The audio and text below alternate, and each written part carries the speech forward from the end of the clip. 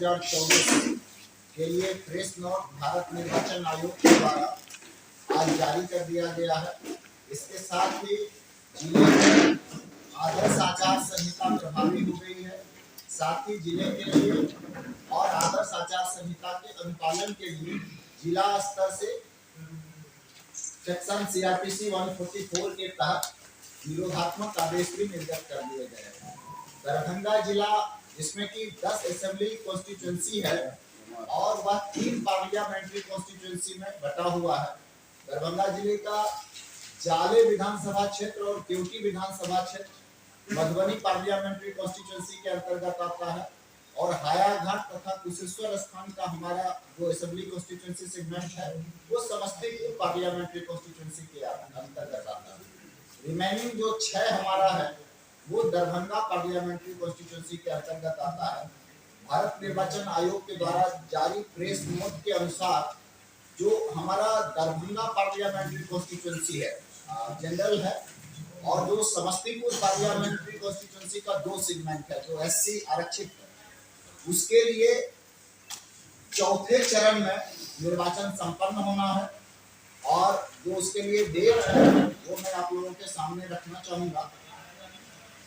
Notification का date 18 April होगा। Last date for filing nomination 25 April 2024 है। स्क्रूटनी ऑफ नॉमिनेशन का date 26 April 2024। Last date for withdrawal of candidature 29 April 2024 है। पोल की तिथि, मतदान की तिथि 13 मई 2024 और मतगणना की तिथि 4 जून 2024। इस प्रकार 6 जून 2024 से पहले निर्वाचन की प्रक्रिया पूर्ण कर दी जानी है।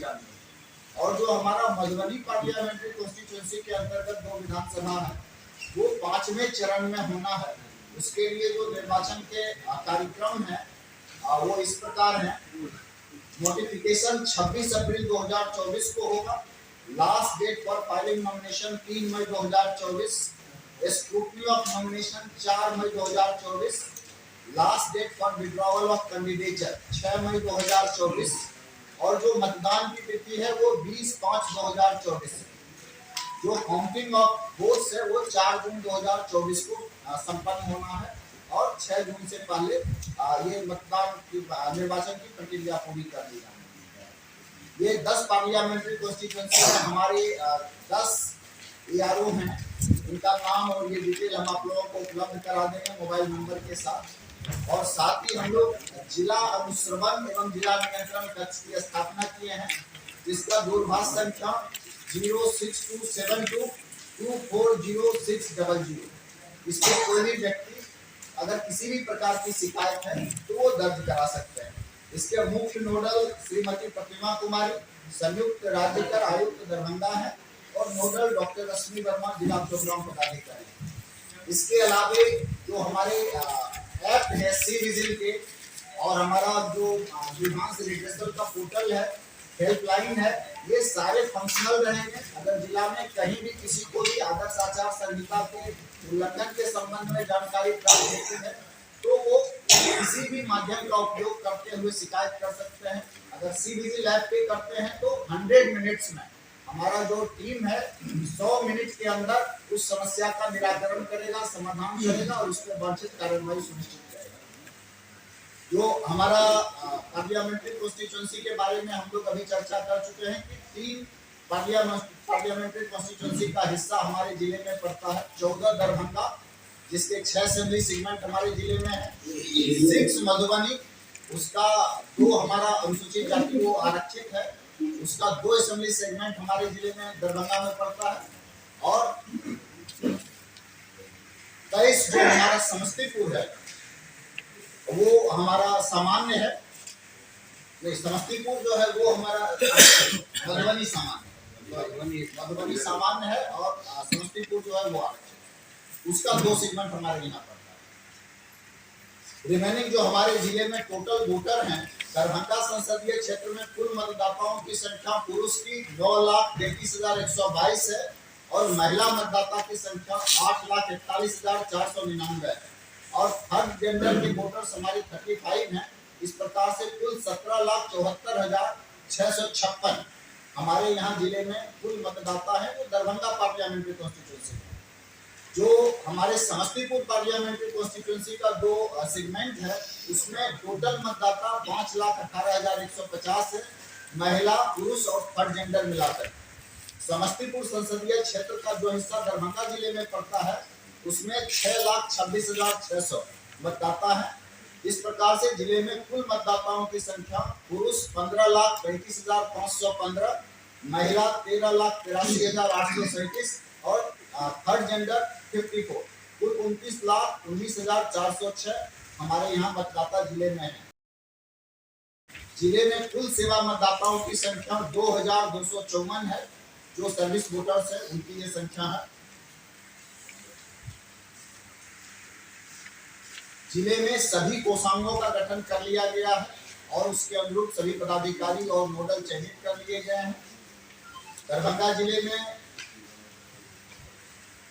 जो सेक्टर पदाधिकारी होते हैं उनकी संख्या 309 है, 309।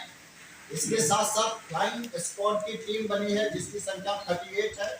स्टैटिक सर्विलांस की टीम रहेगी और वो उसकी संख्या 45 है। जो हमारे व्यय के प्रेक्षक हैं उसकी संख्या 10 है। और इस बार जो 2024 का लोकसभा निर्वाचन होना है इसमें व्यय की अधिकतम सीमा दरभंगा निर्वाचन क्षेत्र के लिए 95 लाख होगी, 95 लाख रुपये। पोलिंग एजेंट्स के संदर्भ में यह प्रावधान में थोड़ा परिवर्तन हुआ है, इसलिए मैं आप लोगों के माध्यम से सभी लोगों को भी जानकारी देना चाहूंगा कि पूर्व में यह प्रावधान था कि पोलिंग एजेंट उसी मतदान केंद्र अथवा नेबरिंग पोलिंग स्टेशन का इलेक्टर होना चाहिए, वहां का मतदाता होना चाहिए। किंतु इस प्रावधान को रिलैक्स कर दिया गया है और अब पोलिंग एजेंट उस विधानसभा क्षेत्र का कोई भी निर्वाचक, कोई भी मतदाता उसका पोलिंग एजेंट हो सकता है। जो पोलिंग एजेंट नहीं हो सकते हैं उसमें केंद्र सरकार में मंत्री, राज्य सरकार में मंत्री, संसद के सदस्य, विधानसभा के सदस्य अथवा विधान परिषद के सदस्य नहीं बनाए जा सकते। नगर निगम के मेयर, नगर पालिका, नगर पंचायत, जिला परिषद, जिला पंचायत निकाय के चेयरपर्सन भी पोलिंग एजेंट नहीं बन सकते। जो सेंट्रल पीएसयू है और स्टेट पीएसयू है, सरकारी निकाय है और निगम के जो चेयरपर्सन है वो भी पोलिंग एजेंट नहीं बनाए जा सकते। सरकार से किसी भी प्रकार का मानदेय प्राप्त करने वाले, सरकारी या सरकारी मान्यता प्राप्त संस्थान में पार्ट टाइम जॉब करने वाले व्यक्ति भी पोलिंग एजेंट नहीं बनाए जा सकते हैं। सरकारी मान्यता प्राप्त संस्थान में कार्यरत स्वास्थ्य कर्मी अथवा पारा मेडिकल कर्मी, जन वितरण प्रणाली दुकानदार, आंगनबाड़ी कर्मी, सरकारी कर्मी या ऐसा कोई भी व्यक्ति जिसको सिक्योरिटी कवर प्राप्त हो, ये लोग भी पोलिंग एजेंट के रूप में नियुक्त नहीं किए जा सकते। नॉमिनेशन के साथ आज से जो है प्रेस नोट जारी हो गया है और उसके लिए आदर्श आचार संहिता लागू हो गई है। जो अधिसूचना की तिथि है जिसके लिए रिटर्निंग ऑफिसर दरभंगा के लिए जिला पदाधिकारी होते हैं और जो हमारा दोनों बाकी सेगमेंट है उसके लिए समस्तीपुर के रिटर्निंग ऑफिसर समस्तीपुर जिले में है और मधुबनी के लिए रिटर्निंग ऑफिसर मधुबनी से।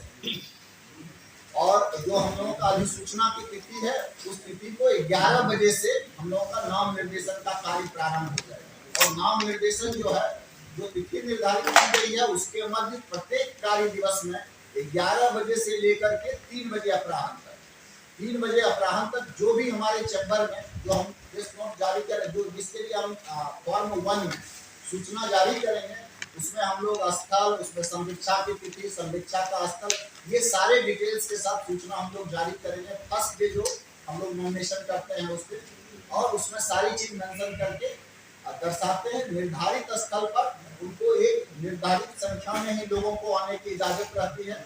100 मीटर के दायरे में 3 वाहन से अधिक वाहन प्रवेश नहीं कर सकता। और जो निर्वाची पदाधिकारी होते हैं, रिटर्निंग ऑफिसर, उनके चैम्बर में भी कैंडिडेट के अलावा 4 आदमी को ही अनुमति रहती है। नाम निर्देशन के लिए कुछ अर्हता होती है जिसमें वो भारत का नागरिक होना चाहिए, भारत के किसी भी संसदीय क्षेत्र का मतदाता होना चाहिए, 25 वर्ष की आयु, डेट ऑफ स्क्रूटनी को वो पूरा करता हो और नॉमिनेशन शपथ लेना होता है। जो नॉमिनेशन के बाद नॉमिनेशन की अंतिम तिथि तक उनको देना होगा। और इसी प्रकार से आयोग के द्वारा निर्भरता भी निर्धारित की गई। लोकसभा क्षेत्र के लिए जो कोई कैंडिडेट बनना चाहते हैं, अभ्यर्थी बनना चाहते हैं, तो उनके लिए 25,000 रुपये की राशि निर्धारित है। वो ट्रेजरी चालान के माध्यम से या नाजिर रसीद के माध्यम से या आयोग द्वारा निर्धारित अन्य माध्यम से राशि जमा करके वो लोग प्रपत्र खरीद सकते हैं। और साथ में अगर कोई अभ्यर्थी SC/ST कम्युनिटी का है तो उसे 12,500 रुपया उसके लिए फी निर्धारित की गई। जो आपराधिक पूर्व वित्त का मामला होता है उन्हें फॉर्म 26 में शपथ पत्र देना होता है। और जब वो कैंडिडेट हो जाते हैं तो उनको अपने खर्च पे डिजिटल और प्रेस मीडिया में अपने आपराधिक पूर्व वित्त के बारे में प्रकाशित करवाना होता है। पहली विवरणी उन्हें पहले 4 दिन में प्रकाशित करा देनी है। दूसरा जो है 5वें से 8वें दिन में, और थर्ड बार जो प्रकाशन कराना है वो 9वें दिन से लेकर के last day of campaign, the second day prior to date of poll, उस दिन तक उनको अंतिम बार उसका ये करा देना है। हम लोग जो एक्सपेंडिचर रहता है, एक्सपेंडिचर के मॉनिटरिंग के लिए भी इसमें पूरी व्यवस्था रहती है। एक्सपेंडिचर के ऑब्जर्वर आते हैं। जब कोई कैंडिडेट बनते हैं तो हम उनको रजिस्टर देते हैं। कोई भी खर्च करेंगे तो उनको एक सेपरेट बैंक अकाउंट के माध्यम से ही उससे राशि उनको व्यय करनी होती है और उसके पूरे व्यय का लेखा जोखा रखना होता है।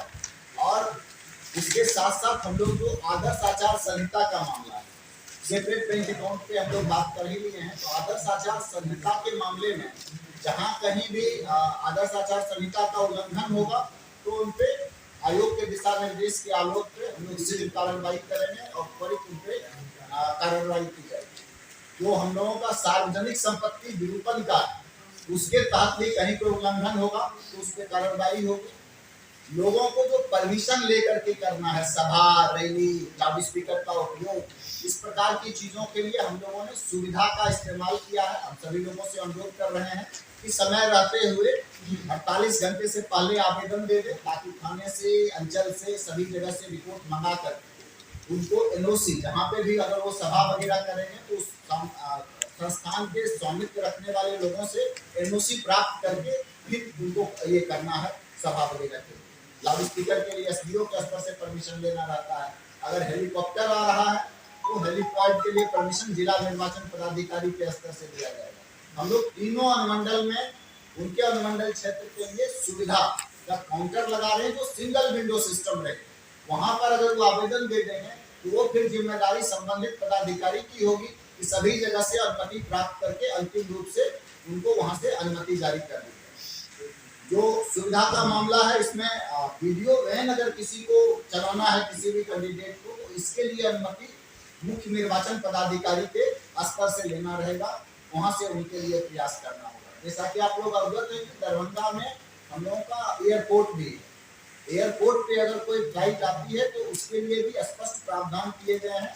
वहाँ पे हम लोगों को जो व्यवस्था करनी है फिस्किंग की या बाकी सारी चीज़ें, इसके लिए हमने जो हमारा एयरपोर्ट के डायरेक्टर हैं और जो एयरपोर्ट के एयरफोर्स डिवीजन के लोग हैं, उनको मैंने लिखित में जो ब्यूरो ऑफ सिविल एविएशन का सर्कुलर है, जो भारत निर्वाचन आयोग का डायरेक्शन है, उसको हम लोगों ने कम्युनिकेट कर दिया है और हम लोग इस पे अपेक्षा करेंगे कि उसका 100% हम लोग यहाँ पे अनुपालन करेंगे। हम लोगों ने जिले में हेलीपैड वगैरह के लिए भी पर्याप्त संख्या में जगह चिन्हित कर रखा है। अगर कोई भी राजनीतिक दल अनुमति देते हैं तो हम लोग पारदर्शी रूप से सबको बराबर अवसर प्रदान करते हुए हम लोग उनको वो उपलब्ध कराएंगे जो भी हमारे पास संसाधन उपलब्ध रहेगा। ये हम लोगों का प्रयास रहेगा।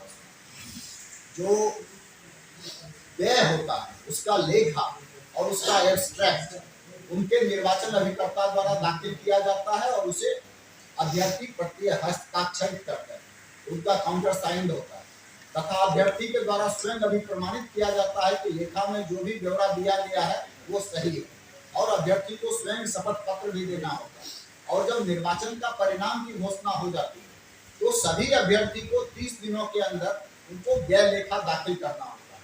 दाखिल नहीं करने पर और त्रुटिपूर्ण रीति से अगर वो दाखिल करते हैं तो RPF 1951 की धारा 10A के तहत उनको निर्हरित घोषित किया जा सकता है, यानी कि वो निर्वाचन आगे के लिए लड़ने से उनको वंचित करने का आदेश जारी हो सकता है। आदर्श आचार संहिता में जो और प्रावधान है मैं आप लोगों के साथ साझा करना चाहूंगा कि कोई अगर वाहन है, मोटरसाइकिल है, तो उसमें एक झंडा, वो भी स्पेसिफिक मापदंड का लगाए जाने का प्रावधान किया गया है, जो 1/2 फीट का होता है, और उसकी डंडी जो है वो 3 फीट से अधिक नहीं होनी चाहिए, जिस डंडे में वो झंडा रहे। रोड शो अगर कोई करते हैं उसमें अधिकतम वाहनों की संख्या 10 हो। अब आप लोगों के मन में ये प्रश्न उत्पन्न हो रहा होगा कि जहां रोड शो में 10 से अधिक वाहन हो वहां क्या हो। उसके लिए आयोग के प्रावधान है कि अगर 10 से अधिक वाहन रोड शो में भाग लेंगे तो एक काफिला यानी 10 वाहन के बाद दूसरा जो 10 वाहन होगा उसके बीच कम से कम 100 मीटर की दूरी मेंटेन करनी होगी, तभी वो काफिला जा सकता है, नहीं तो उसे आदर्श आचार संहिता का उल्लंघन माना जाएगा। रोड शो पे बैनर को प्रयुक्त, वाहन पर कोई बैनर प्रयुक्त नहीं किया जाना है। जैसा कि हम बता दिए कि कोई भी वाहन में परिवर्तन करते हैं तो उसके लिए कोई रथ के रूप में उसको डिजाइन कराते हैं, बनाते हैं, तो उसके लिए परमिशन मुख्य निर्वाचन पदाधिकारी के स्तर से लिया जाना है। जो अस्थायी कार्यालय है, चुनाव के दौरान कई बार लोग अस्थायी कार्यालय की भी अनुमति लेते हैं, उसमें अधिकतम 4 फीट बाय 8 फीट का बैनर एक लगा सकते हैं। जुलूस में 6 फीट बाय 4 फीट का हैंड हेल्ड बैनर लगाया जाता है। और जिस दिन मतदान होगा, मतदान के दिन हम लोग अलग से जो 48 घंटे पूर्व होता है उसके आचार संहिता के लिए हम लोग फिर से प्रेस ब्रीफिंग करेंगे, जिसको हम लोग साइलेंस पीरियड भी बोलते हैं। और कोई भी पार्टी का कार्यालय हमारे किसी भी मतदान केंद्र से 200 मीटर की परिधि में नहीं हो सकता। ये चीज की विशेष व्यवस्था की गई है। जो मतदान समाप्ति होने के मतदान समाप्त होने का जो समय होता है उससे 48 घंटे पहले, यानी कि अगर हमारे यहाँ 13 मई को चुनाव होना है दरभंगा पार्लियामेंट्री कॉन्स्टिट्यूएंसी में, तो 11 तारीख के 5 बजे संध्या जो हमारा टाइमिंग है मतदान का, वो 7 बजे सुबह से लेकर के 5 बजे अपराह्न तक। तो 5 बजे अपराह्न के बाद से प्रचार प्रसार पे पूरी तरह से प्रतिबंध लग जाता है, और उसमें कोई भी रैली शो ये नहीं होता है। जो इस क्षेत्र के मतदाता नहीं होते हैं, स्टार प्रचारक वगैरह, वो सब इस क्षेत्र में नहीं रह सकते। उन्हें हमारे जो क्षेत्र के मतदाता अगर नहीं है तो उनको यहाँ इस क्षेत्र में नहीं रहना होगा। पॉलिटिकल फंक्शनरीज की उपस्थिति पे उस अवधि में पाबंदी होगा। जो पैम्पलेट और पोस्टर का मुद्रण है, इसके लिए सेक्शन 127A है। इसमें जब भी कोई पोस्टर पैम्पलेट का मुद्रण होगा तो उसमें पोस्टर का, पैम्पलेट का, बैनर का जो मुद्रक है, जो प्रकाशन करने वाले प्रेस हैं, जो मुद्रण की संख्या है, कितनी संख्या में वो छपवाए गए हैं, उस सब का विवरण लिखा हुआ रहना चाहिए। अगर कोई पोस्टर ऐसा रहता है कि जिस पे ऐसा नहीं किया गया है तो उस पे आदर्श आचार संहिता का उल्लंघन और सेक्शन 127E का उल्लंघन माना जाता है और अकॉर्डिंगली कार्रवाई की जाती है। और उसकी सूचना जो है वो भी जिला निर्वाचन पदाधिकारी को देनी है कि अगर कोई भी आदमी मुद्रण कराते हैं, प्रकाशन कराते हैं, तो उसकी सूचना जिला निर्वाचन पदाधिकारी को देनी है। जो शैक्षणिक संस्थान हमारे हैं या गवर्नमेंट इंस्टीट्यूशन है, जिसके बारे में हमने कहा है कि बाकायदा उस पर NOC लेकर के ही वहाँ पे कोई कार्यक्रम इत्यादि हो सकता है, तो एकेडमिक कैलेंडर प्रभावित ना हो, इस चीज के लिए इसमें विशेष निर्देश है। और जहाँ भी कार्यक्रम होगा, जो हमारा अध्ययन अध्यापन का काम है, वो प्रभावित नहीं हो, इसके लिए विशेष व्यवस्था की जा रही है। और अनुमति देने में भी इस बात का ख्याल रखा जाएगा। स्कूल कॉलेज प्रबंधन से इस संबंध में NOC की बात हम लोग कर ही लिए हैं। अच्छा, कोई भेदभाव नहीं होना है, first come first serve basis. जिनका आवेदन पहले आएगा उनको हम लोग जो अवेलेबल प्लेस रहेगा वो हम पहले उपलब्ध कराएंगे। इसमें हम लोग फर्स्ट यूज के लिए ये कर रहे हैं। जो मतदान के दिन के लिए वाहन की अनुमति होती है उसके लिए अलग से परमिशन लेने की आवश्यकता होगी। और एक अभ्यर्थी के लिए उस दिन संपूर्ण संसदीय क्षेत्र के लिए, निर्वाचन क्षेत्र के लिए एक हम लोग व्हीकल यूज के लिए परमिशन देते हैं। मतदान के दिन एक वाहन पर 4+1 5 से अधिक आदमी नहीं हो सकते, वो एक ड्राइवर मिला करके। अगर वो ड्राइवर के सहित 5 से ज्यादा होंगे मतदान के दिन, तो अभ्यर्थी यात्रा करते पाए जाएंगे, वो भी आदर्श आचार संहिता के उल्लंघन के दायरे में आएगा और उनके कार्रवाई। और जो इंडियन पिनल कोड है उसके तहत भी निर्वाचन के अधिकार को परिभाषित किया गया है। अगर कोई किसी भी प्रकार से मनी का उपयोग करते हुए, मशल का उपयोग करते हुए, सोशल मीडिया पे अफवाह फैला करके अगर कोई दुष्प्रचार करने की कोशिश करेंगे जो फैक्ट्स नहीं है, उसके लिए कार्रवाई करते हुए पाए जाते हैं, तो उस पर सख्त से सख्त कार्रवाई की जाएगी। जो सेक्शन 171B है कि कोई भी आदमी प्रलोभन देता है वोट करने के लिए, घूस देता है या प्रलोभन देता है और उसका कोई दोषी पाया जाता है, तो उसके लिए उसमें प्रावधान किया गया है और सेक्शन 171E के तहत दंड के लिए प्रावधान किया गया है। जो निर्वाचन में अनड्यू इन्फ्लुएंस डालता है, किसी को रोक दिया, किसी को वोट नहीं देने दिया या जबरदस्ती किसी के पक्ष में कहा, यानी स्वतंत्र और निष्पक्ष मतदान को जो भी प्रभावित करने की कोशिश करता है, उस पर 171C के तहत कार्रवाई की जाती है। जो निर्वाचन में इम्पर्सोनेशन करता है, यानी दूसरे के बदले जाकर के वोट देने चला गया, नाम किसी और का है और उसके बदले जाकर के वोट देने का, बोगस वोटिंग जिसको हम लोग बोलते हैं, वो 171B के तहत अपराध है। निर्वाचन के संबंध में गलत घोषणा 171G के तहत अपराध की श्रेणी में आता है। निर्वाचन के संदर्भ में अवैधानिक भुगतान, निर्वाचन गैर लेखा संधारण में विफल रहना क्रमशः 171H और 171I के अंतर्गत आता है। और लोक शांति भंग करने के उद्देश्य से तो ऐसा कार्य किया गया है जिससे लोगों में भय उत्पन्न होता हो और इसके लिए कोई प्रेरित कर रहा है, तो सेक्शन 5051 के तहत इस पर कार्रवाई की जाती है। इसके अतिरिक्त और भी कुछ सेक्शंस हैं, जो सेक्शन 123 है जिसमें करप्ट प्रैक्टिसेस के बारे में दिया गया है। ब्राइबरी, जाति धर्म के आधार पर वोट की अपील करना, विभिन्न समुदाय के बीच घृणा उत्पन्न करना, सती प्रथा का प्रचार प्रसार करना, किसी अभ्यर्थी के संदर्भ में गलत घोषणा, निर्वाचन को होने के लिए वाहन का गलत ढंग से प्रयोग करना, सेक्शन 77 के प्रावधान निर्वाचन व्यय के संदर्भ में है, उसके संबंध में कोई अपराध, सरकारी सेवकों से सहायता प्राप्त करना, ये सारी चीजें 173 के तहत अपराध की श्रेणी में आती है। सेक्शन 125 है जो निर्वाचन के संदर्भ में विभिन्न समुदाय के मध्य वैमनस्य उत्पन्न करने के संबंध में है। निर्वाचन की सभा में अगर कोई आदमी विहित रीति से अनुमति लेके कोई सभा कर रहा है और कोई आदमी अपने मसल पावर से या कोई अपने संख्या बल से उसको डिस्टर्ब कर रहा है, ऐसी स्थिति में सेक्शन 127 के तहत कार्रवाई की जाती है, जो भी इसमें दोषी पाए जाते हैं। निर्वाचन कार्य में प्रतिनियुक्त ऑफिसर, कोई भी कर्मी, मतदान कर्मी किसी अभ्यर्थी के पक्ष में वोटिंग प्रभावित करने का कार्य अगर करते हैं तो सेक्शन 129 के तहत अपराध की श्रेणी में आता है। मतदान केंद्र का जो 200 मीटर का दायरा है, वहां पर हम पहले ही बता चुके हैं कि वहां पर किसी भी पार्टी का हम लोगों का ये नहीं रहता है, पार्टी ऑफिस वो लोग टेम्पोररी नहीं बना सकते हैं। मतदान केंद्र पर मिसकंडक्ट के लिए दंड की व्यवस्था सेक्शन 132 में की गई। निर्वाचन के संदर्भ में प्रदत्त दायित्व का निर्वहन नहीं करना सेक्शन 134 के तहत अपराध। 134 भी मतदान केंद्र के निकट हथियार लेकर के जाने को प्रतिबंधित करता है। मतदान केंद्र से बैलेट पेपर को लूटना या फिर ईवीएम को खराब करना, इसके लिए भी उसमें व्यवस्था की गई है दंड की। और बूथ कैप्चरिंग का कोई अपराध करता है, उसके लिए 135 का प्रावधान इसमें किया गया है। सी विजिल के साथ साथ एक इनकोर का सॉफ्टवेयर है और सुविधाकारी, जो अभ्यर्थी होंगे वो अगर चाहें तो उसका उपयोग उठाते हुए भी नॉमिनेशन में लाभ ले सकते हैं, अपना फॉर्म वहां पर भर सकते हैं। यानी जो उनके नॉमिनेशन फॉर्म की एंट्री होती है, फॉर्म 26 की एंट्री होती है, वो वहां कर सकते हैं, लेकिन उनको अपना नॉमिनेशन पत्र जो है आरओ के पास फिजिकली जमा करना, ऑनलाइन सिर्फ एंट्री कर सकते हैं, लेकिन उन्हें फिजिकली खुद से ही आरओ के पास अपना नॉमिनेशन फाइल दाखिल करना होगा।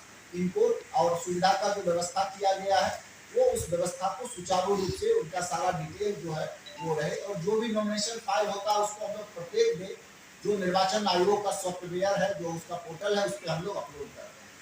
हम लोग PDMS है, electronically transferred postal ballot management system. ये जो सर्विस वोटर्स होते हैं, जो खास तौर से हम लोग 3 प्रकार के सर्विस वोटर्स होते हैं, जो डेजिग्नेटेड ऑफिस वाले होल्डर हैं, पैरामिलिट्री में है और आर्मी में लोग होते हैं।